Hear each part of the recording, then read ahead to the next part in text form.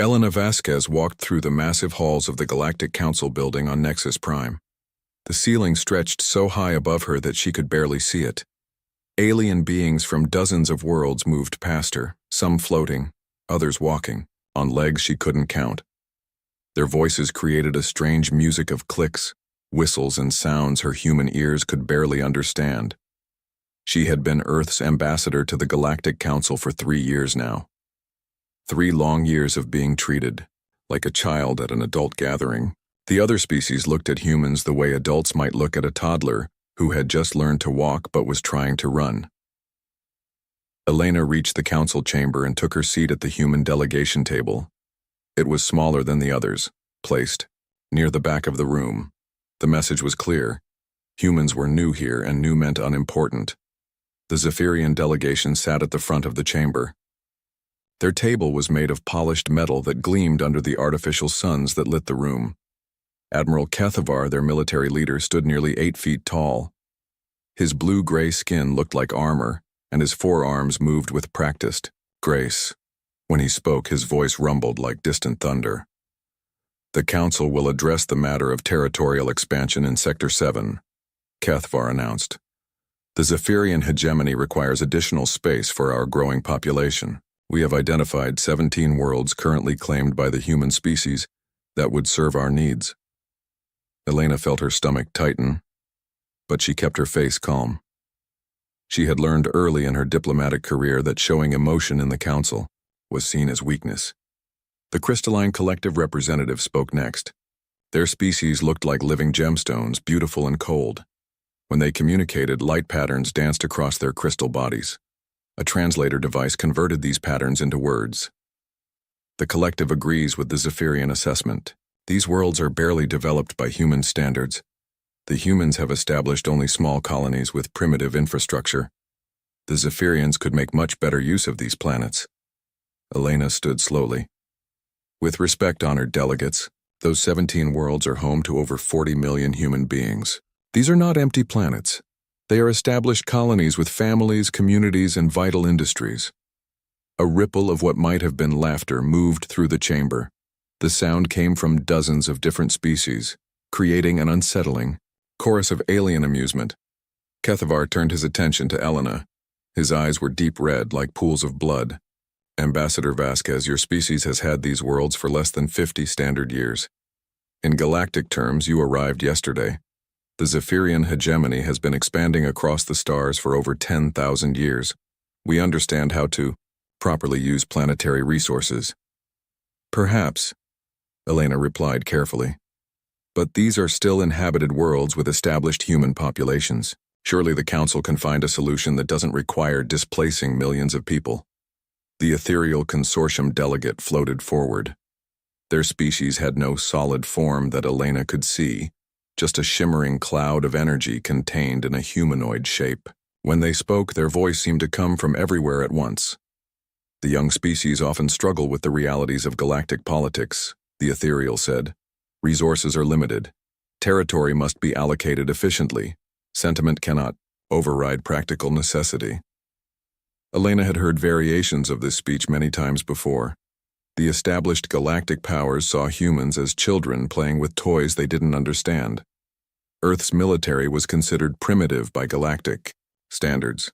Human ships were smaller than most alien vessels. Human weapons used simpler technology.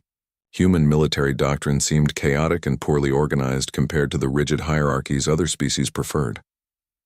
What frustrated Elena most was that the other species weren't entirely wrong.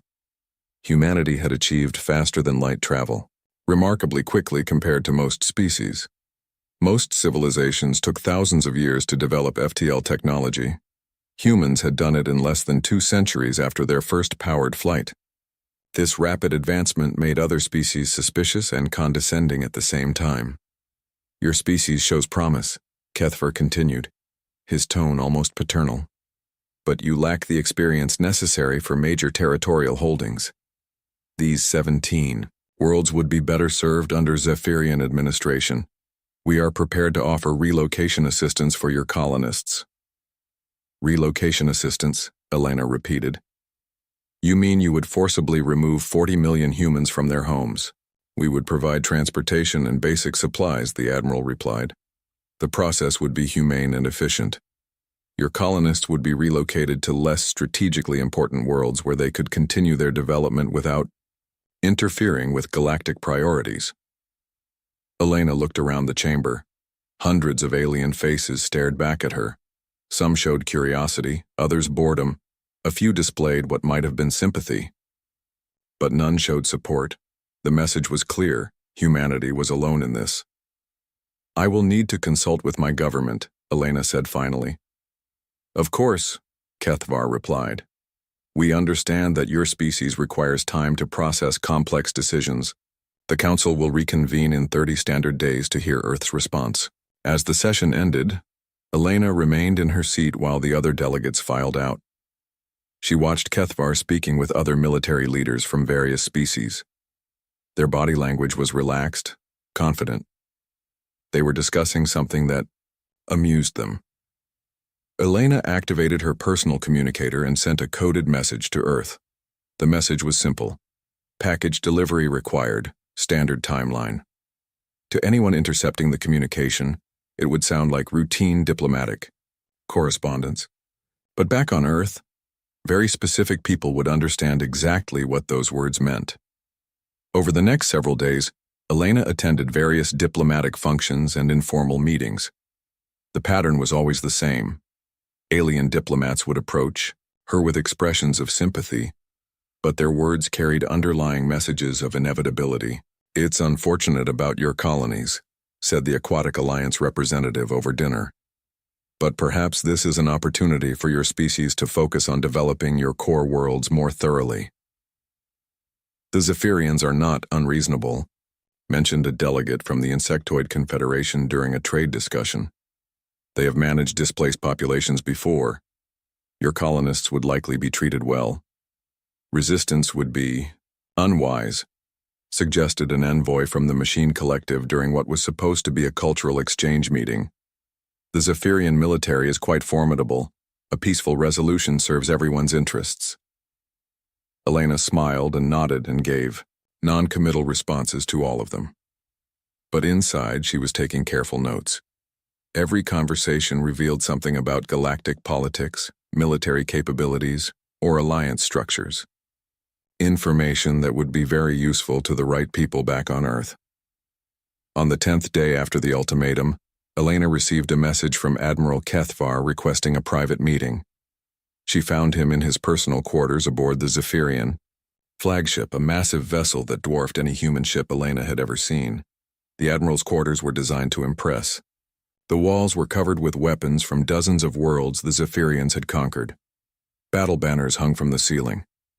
A holographic display showed the positions of Zephyrian fleets throughout the galaxy. Ambassador Vasquez, Kethvar said, gesturing for her to sit. I asked you here because I respect your species. Humans show great potential, but potential means nothing without proper guidance. What kind of guidance did you have in mind? Elena asked. The Zephyrian hegemony has been watching humanity for some time.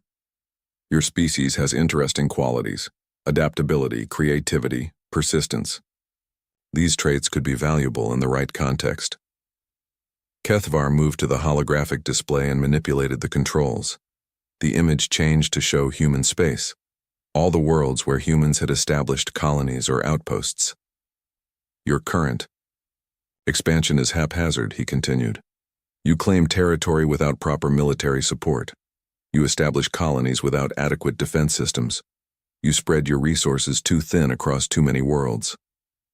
Perhaps our approach is different from yours, Elena suggested. Different, yes. Also doomed to failure. Kethvar touched another control and red symbols appeared throughout human space. These represent potential threats to your colonies. Pirates, hostile species, resource conflicts. Without proper military backing, your expansion will collapse within a century. Elena studied the display. The red symbols were numerous and spread throughout human territory. If Kethvar was correct, humanity was surrounded by potential enemies. However, the Admiral continued, under Zephyrian protection, human colonies could thrive. We would provide military security in exchange for certain resources and territorial agreements. Your species could focus on what it does best, innovation and adaptation, while we handle the complexities of galactic defense. And the price for this protection? Elena asked. Reasonable territorial adjustments. The 17 worlds we discussed would be a starting point. Over time, as your species matures, we might renegotiate based on changing circumstances. Elena stood and walked closer to the holographic display. She could see Earth at the center of human space, a small blue dot surrounded by the vast darkness of the galaxy. From this perspective, humanity looked very small and very alone. Your offer is generous, she said carefully. But I cannot make such decisions without consulting my government. Of course not. I would be disappointed if you could. But consider this. The galaxy is not a safe place for young species without protection. Many civilizations have expanded too quickly and found themselves facing threats they could not handle alone. Elena thought about the message she had sent to Earth 10 days ago. By now, certain preparations would already be underway. Plans that had been developed over years of careful observation and planning. I appreciate your concern for humanity's welfare, she told Kethvar, and I will certainly convey your offer to Earth. Good. I hope your leaders are wise enough to see the advantages of cooperation over confrontation. As Elena left the Zephyrian flagship, she reflected on the Admiral's words. Cooperation over confrontation. The irony was that humanity had been cooperating for years, just not in the way the galaxy expected. 3 weeks remained before the Council would reconvene to hear Earth's response. Throughout the galaxy, alien civilizations went about their business, confident that the human problem would be resolved quickly and quietly. After all, what could one young species do against the combined might of the galactic community? Elena returned to her quarters and composed another message to Earth. This one was longer and more detailed, containing her observations about Zephyrian, military doctrine, alliance structures, and potential weaknesses she had identified during her conversation with Admiral Kethvar. As she encrypted the message using codes that no alien species had ever seen, Elena allowed herself a small smile. The galaxy was about to learn something important about humanity. They had been watching the wrong things and asking the wrong questions. The real question wasn't whether humans could adapt to galactic civilization. The real question was whether galactic civilization was ready for humanity. The Galactic Council chamber buzzed with activity as delegates took their seats. Elena walked to the human table with steady steps, her face showing nothing of the tension she felt inside. Today, Earth would give its response to the Zephyrian ultimatum. 30 days had passed since Admiral Kethvar demanded that humanity abandon 17 frontier worlds. Elena carried a simple datapad with her. The other delegates probably assumed it contained humanity's surrender terms. After all, what choice did Earth have? The Zephyrian hegemony commanded thousands of warships. The entire human fleet consisted of maybe 200 vessels, most of them small escort ships or cargo transports converted for military use. Admiral Kethvar stood at the center of the chamber, his forearms spread wide in a gesture of authority. The 30-day period has concluded. We are here to receive Earth's response to the Council's territorial adjustment proposal. Elena rose from her seat. The chamber fell silent. Hundreds of alien eyes focused on her, waiting to hear humanity accept its place in the galactic order. The government of Earth has carefully considered the proposal, Elena began. Her voice carried clearly through the chamber's translation systems. After extensive consultation with our colonial administrations and military leadership, we have reached a decision. She paused, looking around the chamber at the assembled delegates. Some leaned forward with curiosity. Others looked bored, as if the outcome was already obvious. Our response is no. The word hung in the air like a physical thing. For a moment, nobody moved. Then a wave of surprised chatter swept through the chamber. Elena heard clicks, whistles, and electronic sounds as dozens of species reacted to humanity's answer. Admiral Kethvar's red eyes fixed on Elena. Ambassador, perhaps there was a translation error. Did you say no?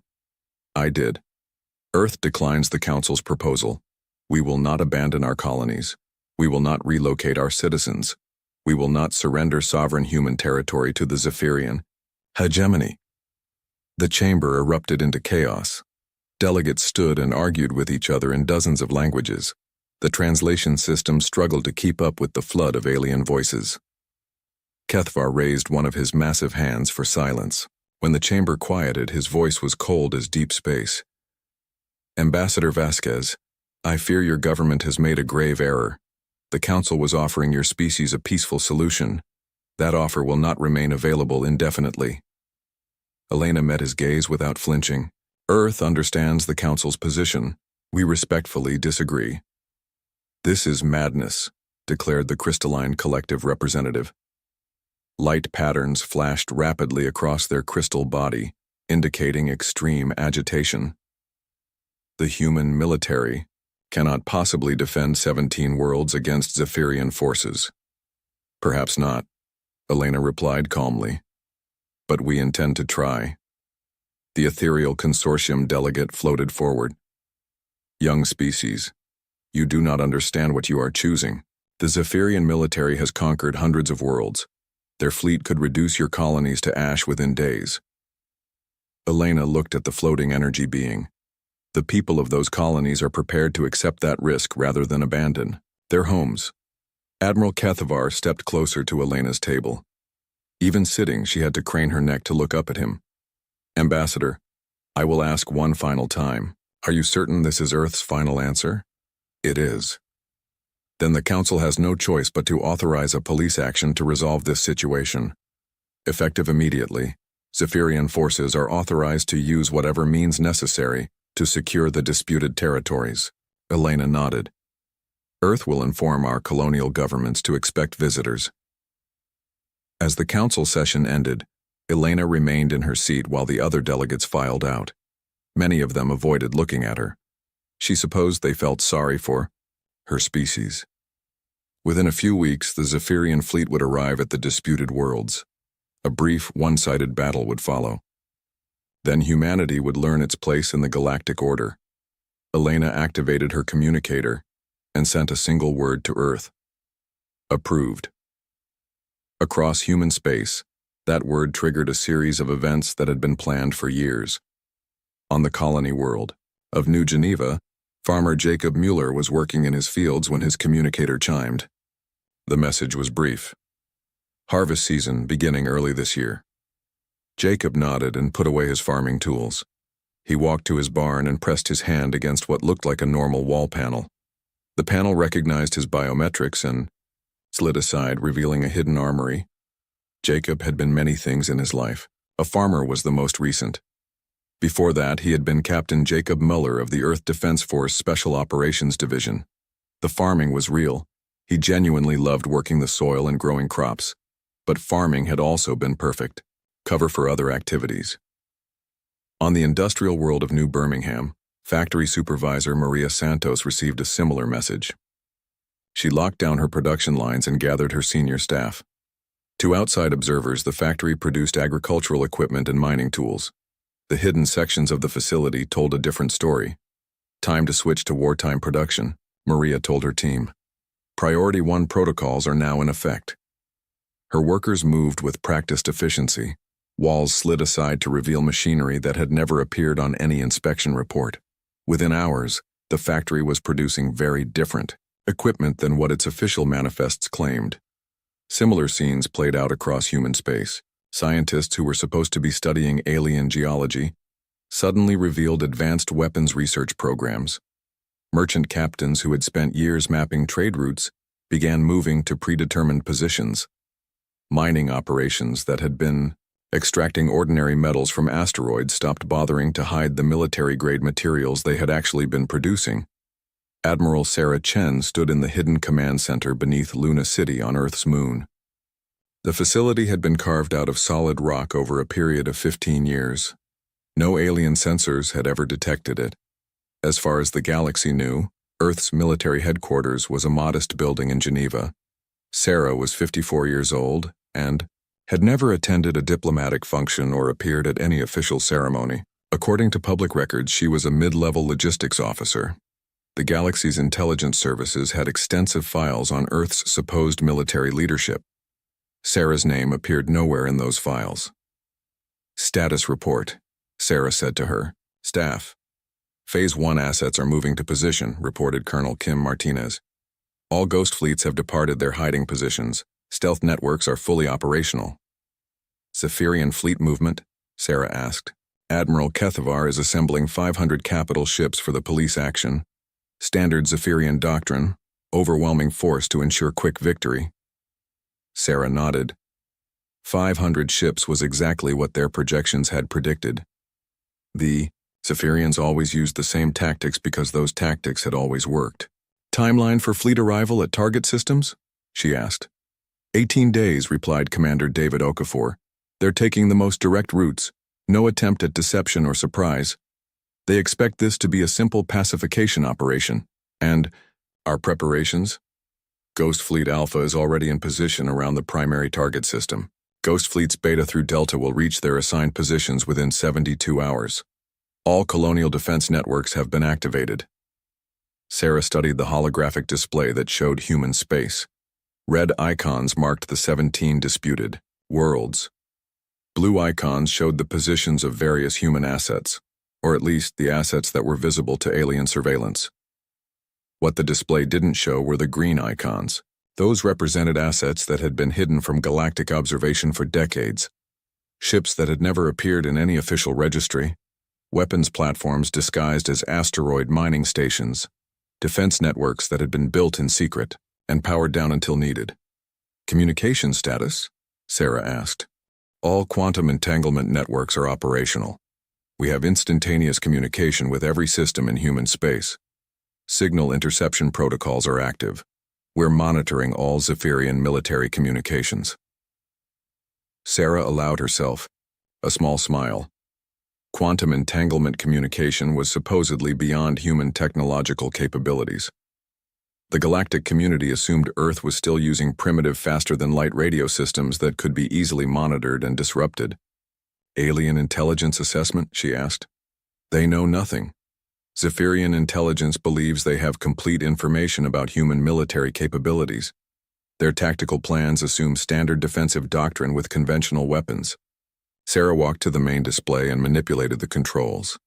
The view changed to show the galaxy as alien civilizations saw it.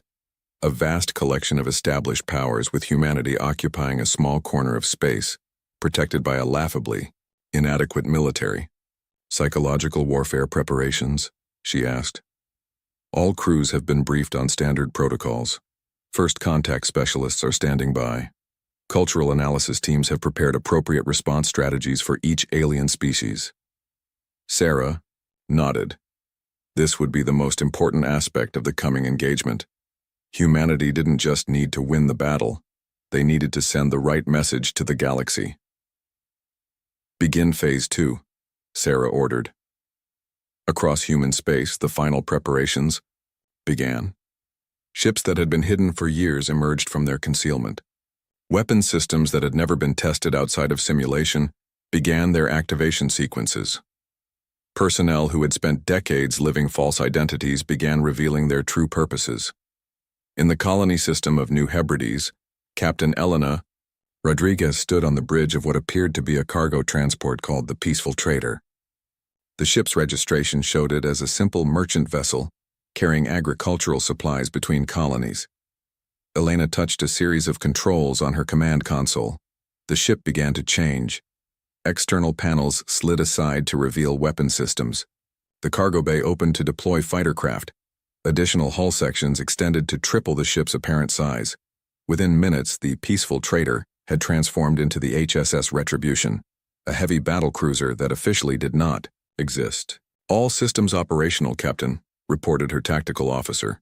"Stealth field is holding steady. Enemy sensors show us as a small transport." "Very good," Elena replied. "Maintain position. We wait for the guests to arrive." Similar transformations were occurring throughout the disputed systems. Mining stations revealed themselves as weapons platforms. Survey ships became destroyers. Even some of the human colonists weren't what they seemed. Many were retired military personnel who had volunteered for what they knew might be a one-way mission. On Earth, Elena Vasquez prepared to return to her quarters after the difficult council session. Her work as a diplomat was finished for now. Other people would handle what came next. As she walked through the alien city, Elena reflected on the past 3 years. Every dinner party she had attended, every cultural exchange, every seemingly casual conversation had served a purpose. Humanity had learned everything they needed to know about their potential enemies. The galaxy had been watching humans and thinking they understood what they saw. A young species growing quickly but carelessly, primitive military technology, chaotic organization, no understanding of proper galactic politics. They had been looking at the wrong things, while alien intelligence services were cataloging Earth's official military assets and analyzing human diplomatic strategies. They had missed the most important factor. Humans were very good at hiding things. In 18 days, the Zephyrian fleet would arrive at the disputed systems expecting to find frightened colonists protected by a handful of outdated patrol ships. Instead, they would discover what humanity had really been doing for the past 50 years. The galaxy was about to receive an education. Admiral Kethvar stood on the bridge of his flagship, the Hegemony's Fist, watching the final approach to the new Hebrides system. Around his massive vessel, 499 other Zephyrian warships maintained perfect formation. The fleet stretched across space like a metal constellation, weapons powered and shields raised. This would be the largest military action the Zephyrians had undertaken in decades. Not because they expected serious resistance, but because the galaxy was watching. When the humans were crushed, other young species would remember this lesson. "Sensor readings, Commander?" Kethvar asked. "Minimal human presence detected, Admiral," replied Commander Theknol. 6 small patrol vessels in high orbit around the primary colony world. No capital ships. No defensive installations of significant threat level. Kethvar nodded. Exactly what their intelligence had predicted. The humans had apparently decided to make a symbolic gesture rather than abandon their colonies, but they lacked the military strength to mount serious resistance. "Communications from the human vessels?" he asked. "That's unusual, Admiral. They're broadcasting on open channels. Surrender terms?" "No, sir, they're talking to us." Kethvar turned to stare at his communications officer. "Explain." The bridge speakers crackled to life with a human voice speaking accented but clear Zephyrian. "Zephyrian Fleet, this is Captain Elena Rodriguez of the New Hebrides Defense Force. Welcome to our system. That's quite an impressive formation you've got there." Kethvar's forearms tensed with confusion. In 30 years of military service, he had never heard anything like this. Enemy forces typically issued challenges, surrender, demands, or threats. They did not offer casual greetings. Another human voice joined the conversation. "Holy stars, look at the size of that flagship. That thing must be 3 kilometers long. I bet the engine room alone is bigger than my entire ship." "Are they mocking us?" Commander Theknol asked quietly. Before Kethvar could answer, a third human voice chimed in.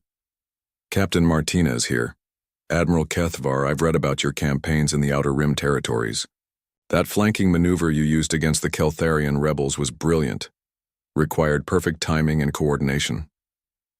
Kethvar found himself at a loss for words. The humans were discussing military history as if this were an academic conference, rather than a combat situation. Admiral Rodriguez calling Admiral Kethvar directly. Came another transmission. "Sir, I hope you don't mind the informality, but we've got some questions about Zephyrian fleet tactics. My tactical officer is writing a paper on comparative military doctrine, and we'd love to get the perspective of someone with your experience." "This is psychological warfare," Theknol said. "They're trying to confuse us." Kethvar activated his own communication system. "Human vessels, you will stand down immediately and prepare for boarding. Resistance is futile." "Oh, we're not planning to resist," Captain Rodriguez replied cheerfully. "Well, not exactly. We're definitely going to fight, but that's different from resisting. Resistance implies we expect to lose." "You are outnumbered 500 to 6, Kethvar growled. 83 to 1, actually, corrected another human voice. "We did the math. Those are pretty steep odds. Good thing we didn't come here to play fair. Kethvar looked at his tactical display. The 6 human ships were maintaining their positions in high orbit, making no attempt to flee or form defensive formations. Their behavior made no sense according to any military doctrine he understood. All ships, prepare to engage, he ordered. Target the human vessels. We'll make this quick. Human ships are moving, Admiral, reported his tactical officer. Kethvar watched his display as the 6 human vessels began evasive maneuvers. But these weren't the desperate, panicked movements he expected from an outmatched force. The ships moved with fluid grace, performing maneuvers that should have been impossible given their apparent size and mass. How are they moving like that? Theknol asked. Before anyone could answer, the human ships did something unprecedented. They began to change shape. External hull sections slid aside to reveal weapon systems that hadn't appeared on any sensor. Scan. Additional hull segments extended, tripling the apparent size of each vessel. What had appeared to be 6 small patrol ships revealed themselves as 6 massive battlecruisers. Sensor error, Kethvar said immediately. Recalibrate all detection systems. Sensors are functioning normally, Admiral. The human ships were using some form of stealth technology to mask their true configuration. Kethvar stared at his display as it updated to show the human vessel's actual specifications. Each ship was larger than a Zephyrian heavy cruiser and packed with weapon systems he didn't recognize. Admiral, came Captain Rodriguez's voice again. I hope you don't mind the deception. We wanted this to be a fair fight, so we evened the odds a little bit. 6 against 500 is hardly even odds, Kethvar replied. Oh, you're absolutely right. That's why we brought friends. Space around the Zephyrian fleet erupted with new contacts. Ships materialized out of nothing, their stealth systems deactivating to reveal dozens then hundreds of human vessels. They appeared in perfect attack positions, surrounding the Zephyrian formation from multiple directions. Impossible, Theknol whispered. Where did they come from? Those asteroid mining stations, reported the tactical officer. They're not mining stations, they're weapons platforms. The cargo vessels throughout the system are military ships. Even some of the orbital habitats are armed installations. Kethvar's display now showed over 300 human military vessels in the system, with more appearing every second as stealth fields deactivated. The humans had turned the entire star system into a trap. Human fleet strength now exceeds our own, the tactical officer reported. And Admiral, their weapons are powering up. All ships evasive action, Kethvar ordered.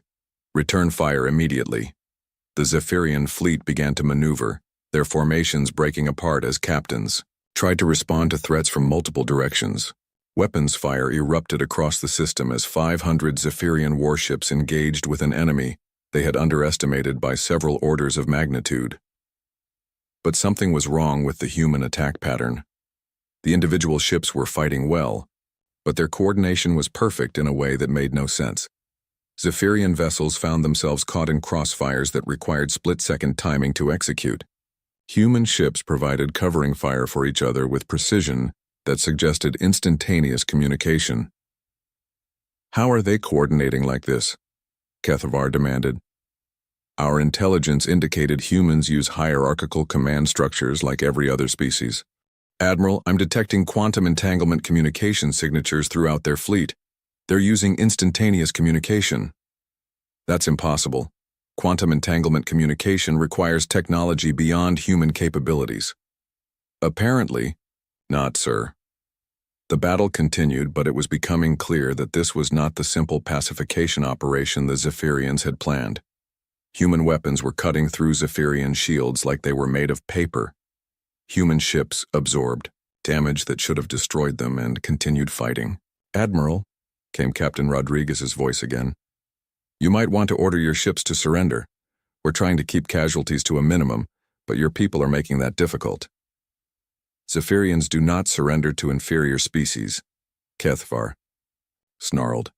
Inferior? The human captain sounded genuinely puzzled. Admiral, with respect, you brought 500 ships to fight 6 patrol boats. We brought 6 patrol boats to fight 500 warships. Which one of us understood the tactical situation better? Before Kethvar could respond, Alarms began, sounding throughout his flagship. Admiral, we're being targeted by some kind of directed energy weapon. Shields are failing across multiple sections. Source? Unknown. The weapon signature doesn't match anything in our database. On his display, Kethvar watched as human weapons systematically disabled Zephyrian ships. Not destroyed, disabled. The humans were deliberately avoiding fatal damage, instead targeting propulsion systems, weapons arrays, and shield generators. They're trying to capture our ships intact, Technol observed. Why would they want our ships? Kethvar asked. Admiral, came another human transmission, this time from a different captain. This is Commander Sarah Mitchell. We're prepared to accept the surrender of any Zephyrian vessels that wish to avoid further damage. Your crews will be treated according to galactic warfare conventions. And if we refuse? Kethvar asked. Then we'll continue disabling your ships until you change your mind. We have time. Kethvar looked at his tactical display. In less than an hour of fighting, the Zephyrian fleet had lost nearly 200 ships. Not destroyed, but disabled and helpless. The humans had suffered minimal casualties. This is impossible, he said. Our intelligence indicated that human military technology was decades behind galactic standards. Admiral Kethvar, came Captain Rodriguez's voice again. Would you like to know why your intelligence was wrong? Despite himself, Kethvar found himself curious. Explain.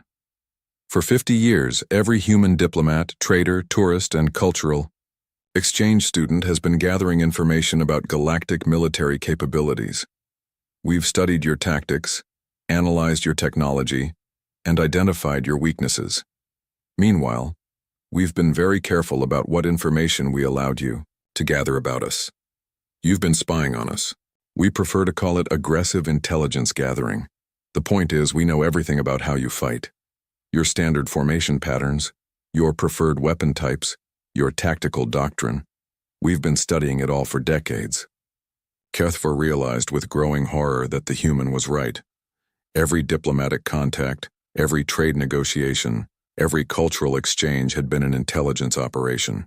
While the galaxy had been looking down on humanity as primitives, the humans had been systematically preparing for exactly this situation. But how did you develop such advanced weapons? He asked. Oh, we didn't, Rodriguez replied cheerfully. These are your weapons. We just figured out how to make them work better. Impossible. Admiral, humanity has been buying, trading for, and occasionally stealing galactic technology for 50 years. We've reverse-engineered everything from Zephyrian plasma cannons to crystalline shield matrices, then we improved them. Kethvar's tactical officer looked up from his station. Admiral, analysis of their weapon signatures confirms it. They're using modified versions of our own technology. The improvements are significant. The thing about humans, Rodriguez continued, is that we're really good at taking existing technology and finding new ways to use it. We've had 50 years to study galactic military hardware, 50 years to figure out how to make it better. Surrender, came another human transmission from a different ship. This is Admiral Sarah Chen, commanding the Human Defense Force. Admiral Kethvar, you have fought with honor, but this battle is over. Order your remaining ships to stand down. Kethvar looked around his bridge at the faces of his crew. They were all watching him, waiting for orders. Through the viewports, he could see disabled Zephyrian ships drifting helplessly through space. Human vessels moved among them like predators, but they weren't attacking the helpless ships. They were providing assistance to damaged vessels and rescuing survivors. Admiral Chen, Kethvar said finally, I request terms of surrender. Full military honors for all Zephyrian personnel, medical treatment for wounded, safe transport back to Zephyrian space for any crew members who wish to return. Your ships will be impounded but not destroyed. And the territorial dispute? The 17 worlds remain under human control. The galaxy will need to find a different solution to the Zephyrian population expansion problem. Kethvar closed his eyes. In 3 hours, humanity had destroyed the largest Zephyrian military operation in decades. More importantly, They had done it with tactical precision that revealed sophisticated military planning and technological capabilities far beyond what anyone had suspected. "All Zephyrian vessels," he broadcast on the fleet frequency. "This is Admiral Kethavar. Stand down all weapons and prepare for surrender procedures." As his defeated fleet powered down their weapons, Kethavar found himself wondering what else the galaxy had been wrong about regarding humanity. If their assessment of human military capabilities had been this far off the mark, what other mistakes had they made? "Admiral," came Captain Rodriguez's voice one more time. "For what it's worth, your people fought well. We studied your tactical manuals for years and you executed them perfectly. But you were prepared for our tactics. We were prepared for everyone's tactics. This wasn't about you specifically. This was about establishing that humanity belongs in the galactic community as equals, not subjects." Kethavar understood then that he had been part of something much larger than a territorial dispute. Humanity had used this battle to send a message to every species in the galaxy. The message was simple: underestimate humans at your own peril. The emergency session of the Galactic Council convened just 18 hours after the first reports reached Nexus Prime. Elena Vasquez sat at the human delegation table, no longer relegated to the back of the chamber. Someone had moved her table to the center of the room while she was away. The atmosphere in the council chamber was electric with tension. Delegates whispered urgently to each other in dozens of languages. Translation devices worked overtime, filling the air with overlapping conversations about the impossible news from the New Hebrides system. Elena had arrived early and spent the time observing her fellow delegates. The Zephyrian emergency representative looked shaken. The crystalline collective's light patterns flickered with agitation. Even the normally composed ethereal consortium seemed unsettled, their energy forms fluctuating more than usual. Chancellor Vex Moran of the Galactic Council called the session to order. The ancient being's voice carried the authority of millennia of experience. "The Council has received disturbing reports from the New Hebrides system. We require clarification of these events." Admiral Kethavar's image appeared as a hologram in the center of the chamber. The proud Zephyrian looked older than Elena remembered. His usual commanding presence was replaced by something she had never seen in him before: uncertainty. "Honorable delegates," Kethavar began, "I must report the complete failure of the police action against human colonies. The Zephyrian fleet of 500 vessels encountered organized resistance that resulted in the capture or disabling of our entire force." Shocked murmurs rippled through the chamber. The Insectoid Confederation delegate clicked rapidly, their species equivalent of gasping. Several other representatives stood to get a better view of the hologram. "Admiral," Chancellor Vex Moran said carefully, "please clarify your statement. Are you saying that 6 human patrol vessels defeated 500 Zephyrian warships?" "No, Chancellor. We encountered significantly more than 6 vessels. Current estimates suggest the humans deployed over 400 ships in the New Hebrides system alone." "Impossible," declared the Machine Collective representative. Their synthetic voice carried electronic overtones of disbelief. "Human fleet. Strength is well documented.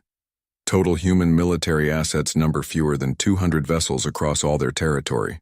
Elena stood slowly. All eyes in the chamber turned to her. "If I may address the council?" Chancellor Vex Moran nodded. "The floor recognizes Ambassador Vasquez." "Thank you, Chancellor. The Machine Collective is correct. The official human fleet consists of fewer than 200 vessels. However, that represents only our publicly acknowledged military assets." The chamber fell silent. Elena could feel the weight of hundreds of alien gazes focused on her. "For the past 50 years," she continued, "humanity has maintained 2 separate military forces.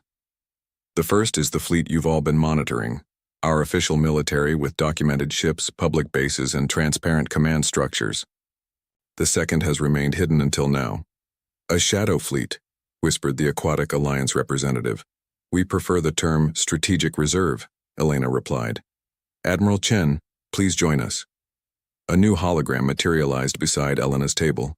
The woman who appeared was human, middle-aged, wearing a military uniform that no alien intelligence service had ever catalogued. Her insignia were unfamiliar, and her face was not in any galactic database.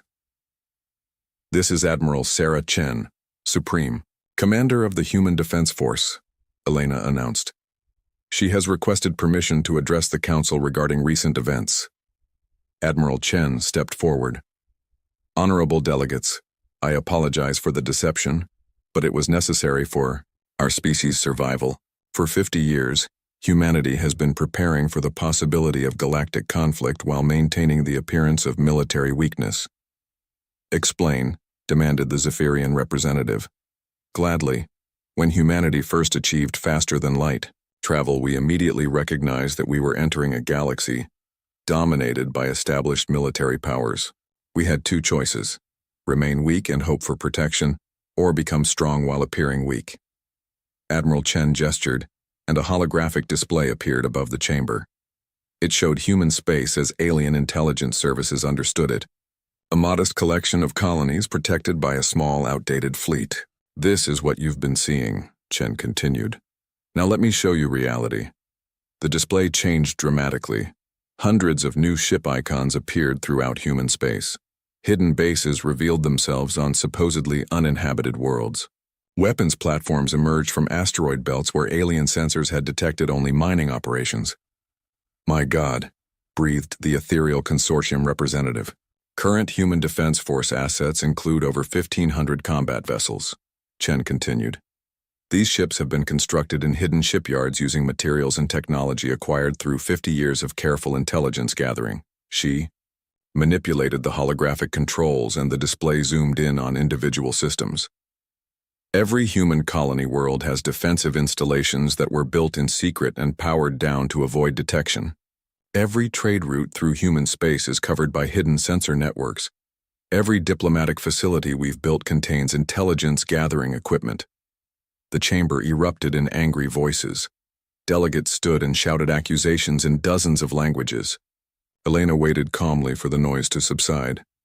This is an act of war, declared the Crystalline Collective representative. Systematic espionage against the entire galactic community. With respect, Elena replied, we prefer to call it aggressive information gathering. And it was conducted in response to repeated threats against human colonies and citizens. Chancellor Vexmoran raised his hand for silence. Admiral Chen, you claim to have been gathering intelligence against Council member species for 50 years. What specific information have you acquired? Admiral Chen smiled grimly. Everything. She gestured again, and the display changed to show the Zephyrian hegemony. Military bases, fleet positions, troop movements, and tactical assessments appeared with startling detail. We know the location of every Zephyrian military installation. We've analyzed their tactical doctrine and identified 17 critical weaknesses in their standard formation patterns. We've reverse-engineered their weapons technology and improved upon it significantly. The display shifted to show crystalline, collective territory. The Collective's crystal ships are vulnerable to specific resonance frequencies.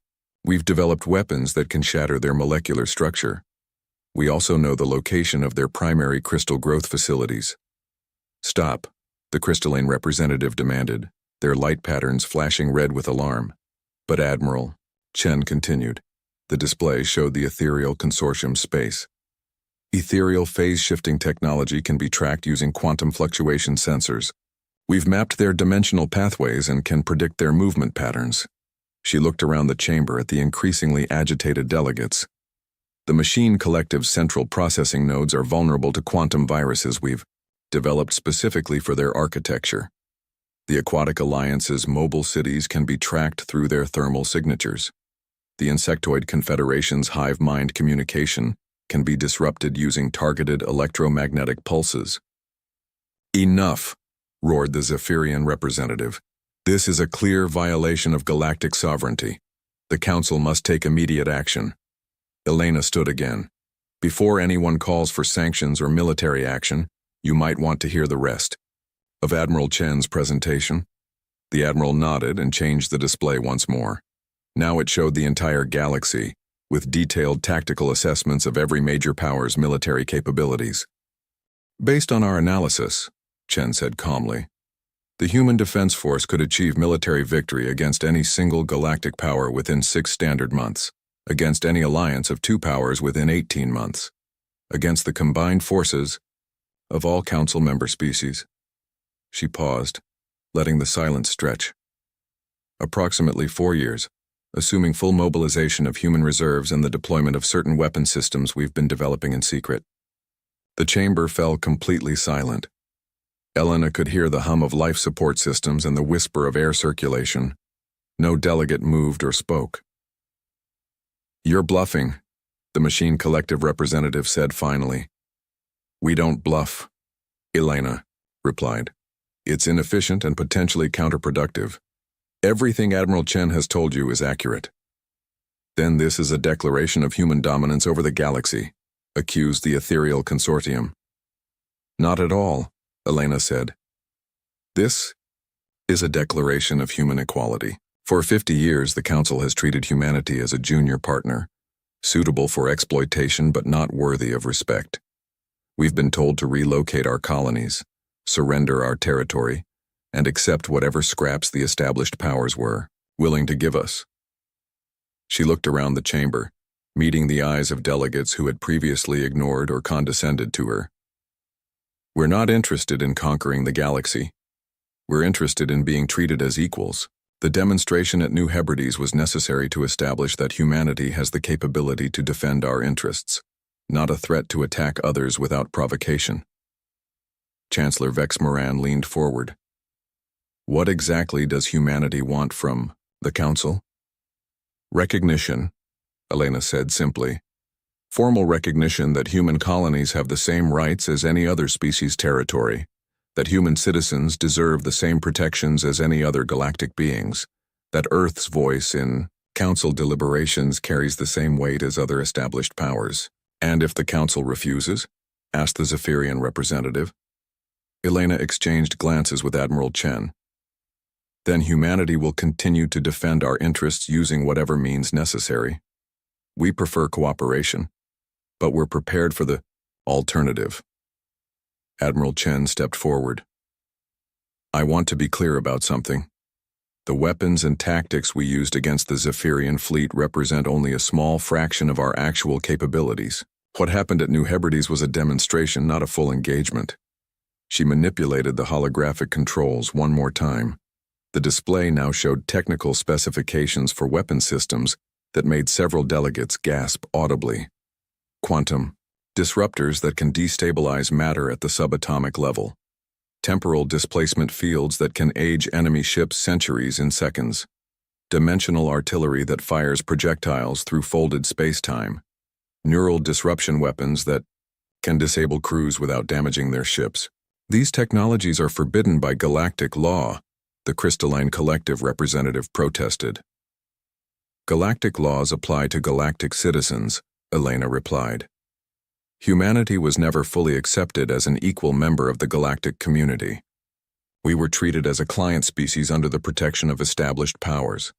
Client species have different legal obligations than sovereign powers." "This is legal sophistry," accused the Machine Collective. "This is practical politics," Elena countered. "You can't have it both ways.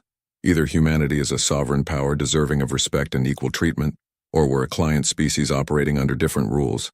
You can't treat us as clients and then expect us to follow sovereign power regulations." Chancellor Vex Moran was silent for a long moment, clearly processing the implications of Elena's statement. Finally, he spoke. "The Council will need time to deliberate on these revelations. This session is adjourned pending further discussion among member species." As the delegates began to file out, Elena remained at her table. Several alien representatives approached her, their expressions ranging from curiosity to barely controlled anger. "This changes everything," said the Aquatic Alliance delegate quietly. "Yes," Elena agreed, "it does."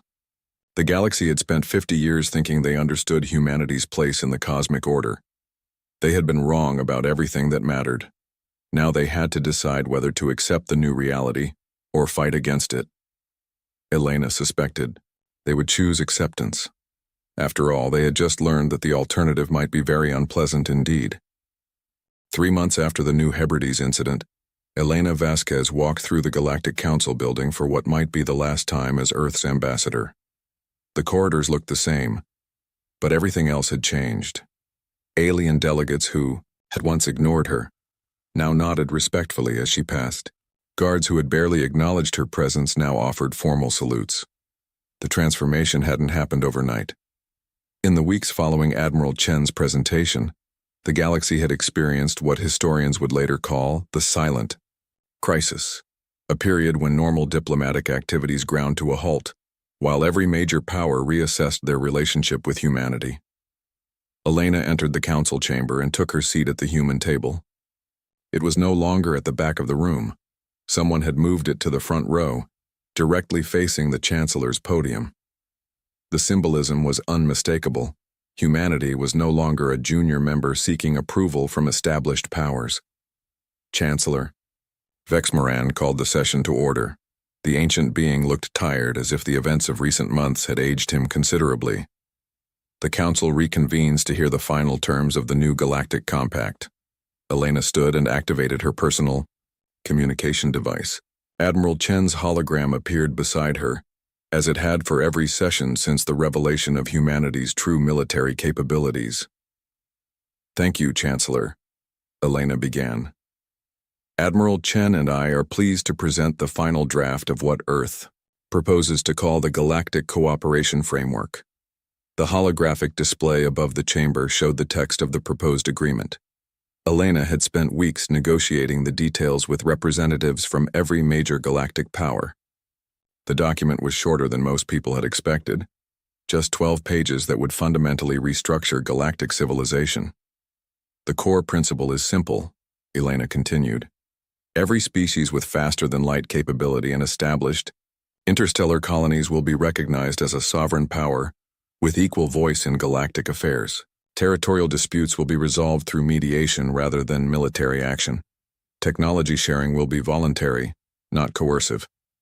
She looked around the chamber at the assembled delegates.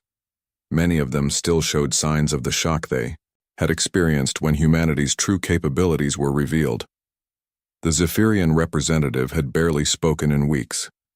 The crystalline collective maintained patterns of nervous energy across their crystal forms.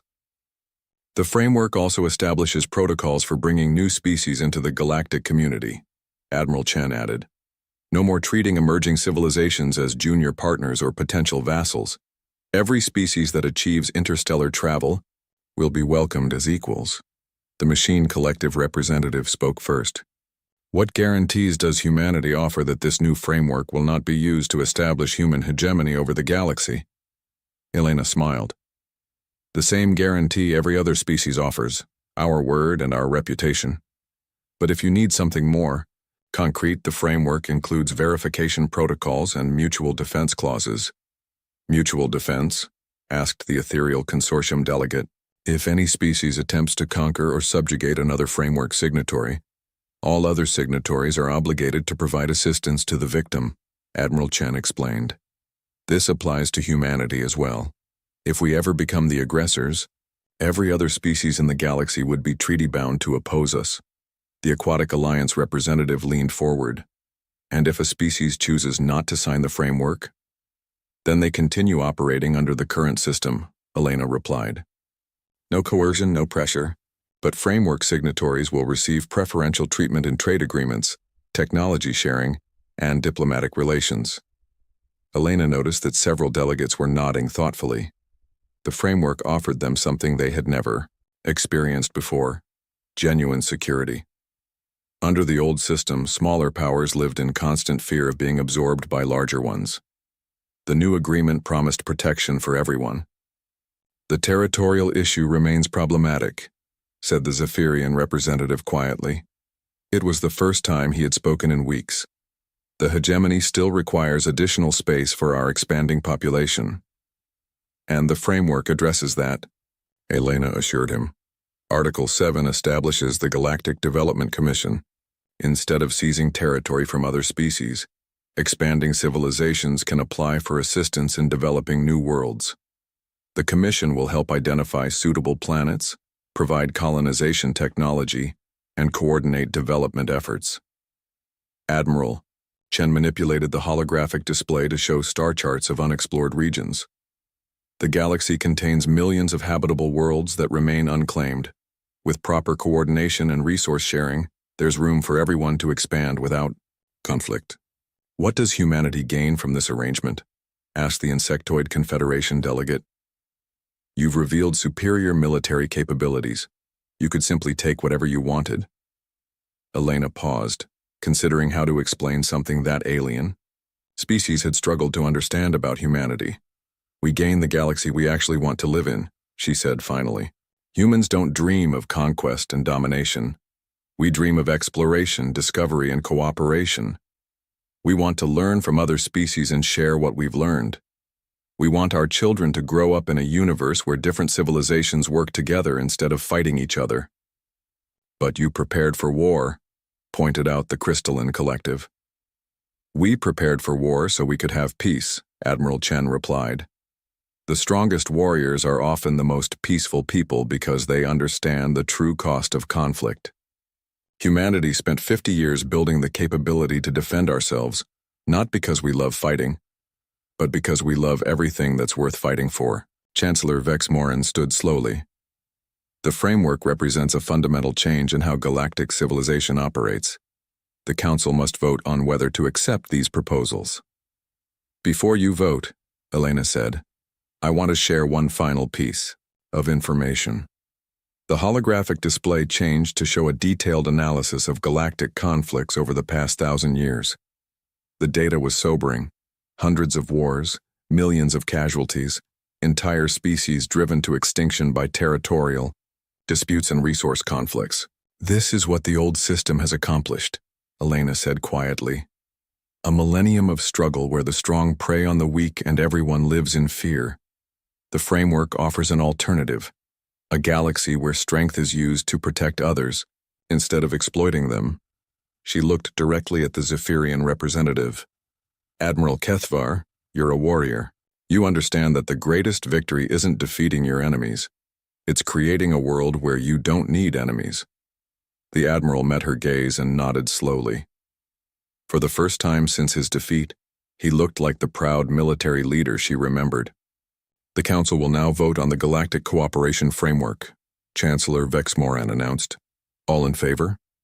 Elena held her breath as lights appeared on the voting display.